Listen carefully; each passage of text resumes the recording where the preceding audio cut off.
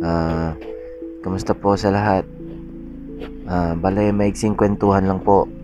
Um, Bago po ang lahat, gusto ko pong magpakilala sa inyo. Ako po si Kira, ang narrator ng Nginig TV. Nginig TV. Bali, yun po. Unang-una po sa lahat, gusto ko pong magpasalamat sa inyong lahat na sumusuporta sa channel na ito. Sumusuporta sa akin. Mabilis po naging progress ng channel natin. At dahil po sa inyong lahat yon, kaya maraming salamat po. Pagpasensyahan nyo na po yung mga ano bang tawag dyan, mga imperfections o yung mga napapansin nyo hindi maganda. Wag po kayong mag-alala.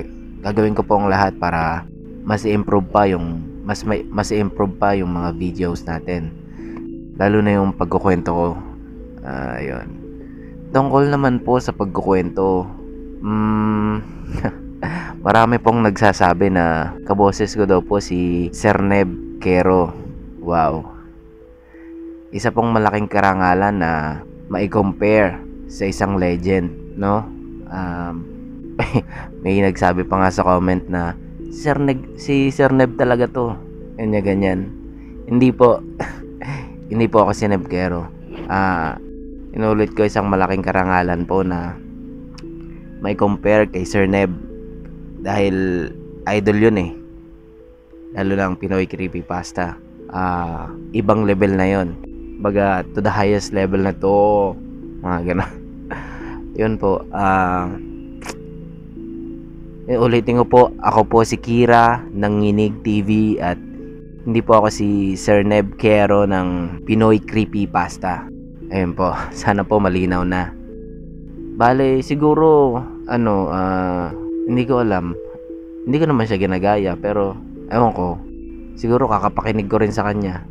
Kasi ang totoo, isa po siya sa mga inspirasyon ko sa paggawa nitong channel na ito. Unang-una, yung kung kilala nyo si Kuya Chico ngayon, na dati ay Chico Loco. Yung Halloween special niya na napapakinggan tuwing November, yun po talaga yung unang-una sa lahat.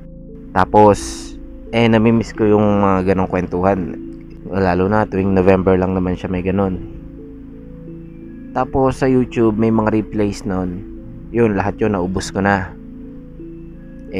Sobrang hilig ko sa mga horror, nabitin pa ako. Kaya nung naubos ko na yun, mga replays, nandun pa rin yung yung alam mo yun, yung gusto mo pang makinig. Tapos yun nga, na-discover ko ang Spooky Pie Pinoy, na which is unfortunate yung nangyari. Hindi ko sure kung tumigil na ba si Mr. Strange, pero sana naman hindi. Shout out po kay Mr. Strange ng Spooky Pie Pinoy. Sana po magpatuloy pa kayo. Tapos lumitaw na si Pinoy Creepypasta. Tapos si Darker Room, isa pa yun sa mga favorites ko. Yan, tapos si Bula Lord. Yan yung mga talagang pinapakinggan ko bago ako nagsimula ng channel. Sa sobrang hilig kong makinig, tapos dumalang yung uploads nila, hanggang sa naisipan ko na gumawa na rin ng channel. Tapos dumami na rin yung ibang mga channels. Shoutout nga pala kay idol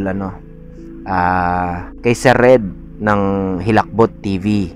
Oras na naman ng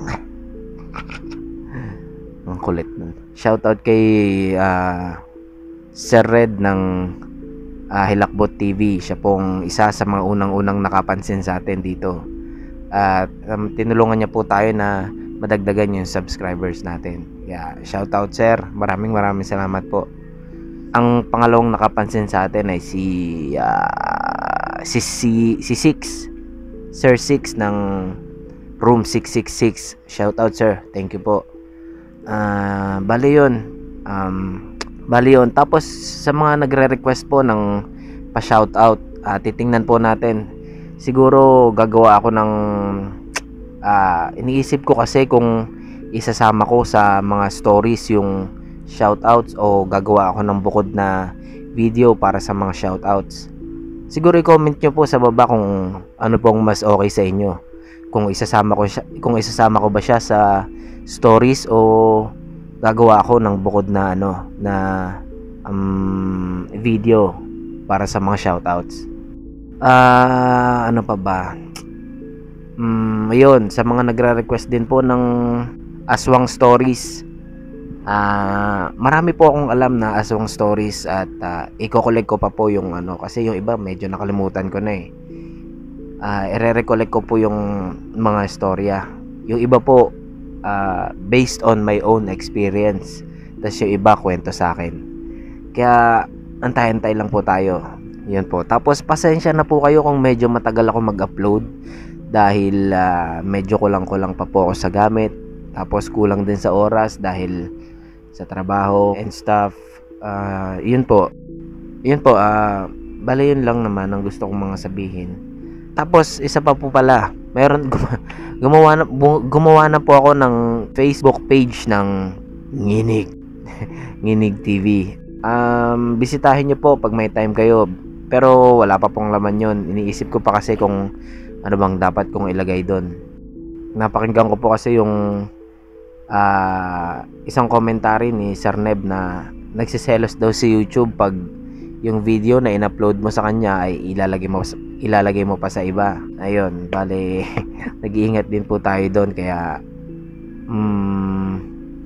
tingnan ko pa po kung anong mga pwede ko ilagay sa Facebook page natin. Yun, i-like nyo po yung Facebook page ng Nginig TV pag may time kayo. Bale yun lang po. Maraming salamat po sa mga nakinig at nag-aksaya ng oras.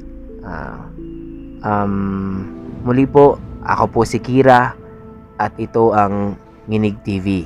Maraming salamat po.